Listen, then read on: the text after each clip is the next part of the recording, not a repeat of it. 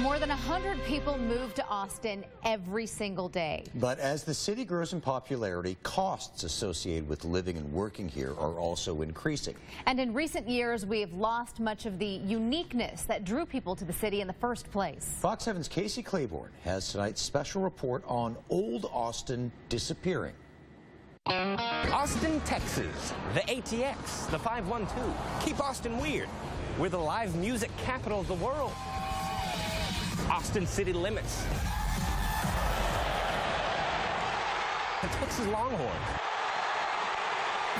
6th Street.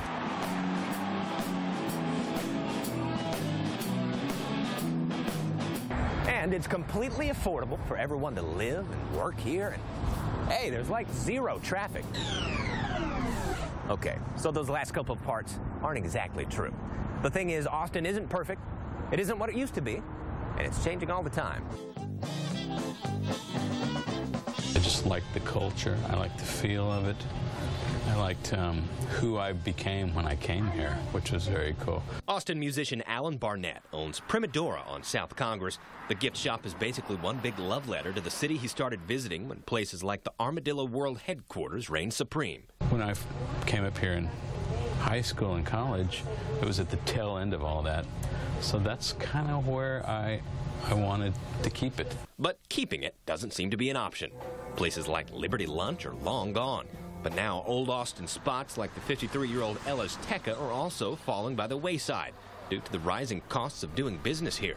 There are some survivors, though, like Kruger's Jewelry. Rent is manageable because we've been renting from the same family since 1939 when my father opened this store. When you look at the drag, there are very few old Austin remnants. The Wooten Barber Shop has been there since 1964. Current owner James Nelson started working at the shop in the early 90s. I needed a haircut anyway, so... Let's talk about how the street has changed in 30 years. Well, it's changed a bunch. We used to have a lot more parking right out front. Nelson says the rent is not cheap, but it is workable because, like Kruger's, they've had the same landlord for decades. And the barber has a fairly positive view on recent changes to the drag. They say there's over 13,000 more beds in the West Campus than there was in '06 in 10 years.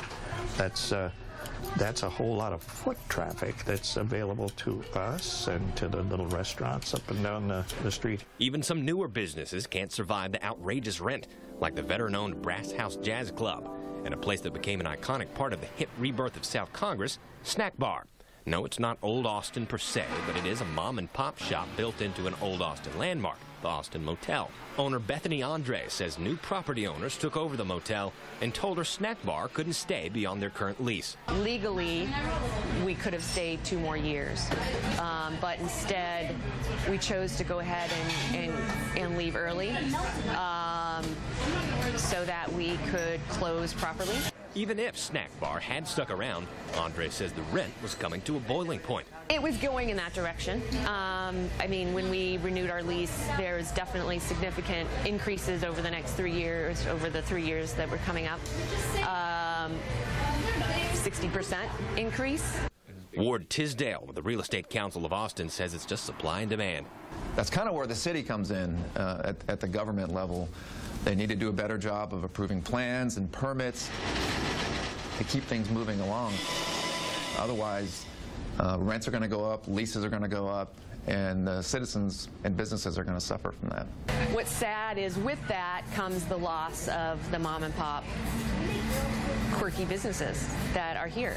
Austin City Council member Ora Houston's family moved here in the 1940s when she was just a baby. And by here, she means right here. And these trees behind me, I used to play on them. Where Houston once stood on her front porch, now stands the Amley East Side Apartments. I asked her if she, too, feels like Austin is losing its local Old Austin vibe. I think so. I think so, and I'm not sure what we do to do a mid-course correction. I think the die is pretty much set. On some of the streets in District 1, one developer has purchased 35 parcels of land. But there's no way that the community could generate that kind of revenue to have been able to do some protection. Houston says she's not anti-growth, but she does have some serious concerns about what's happening to the city.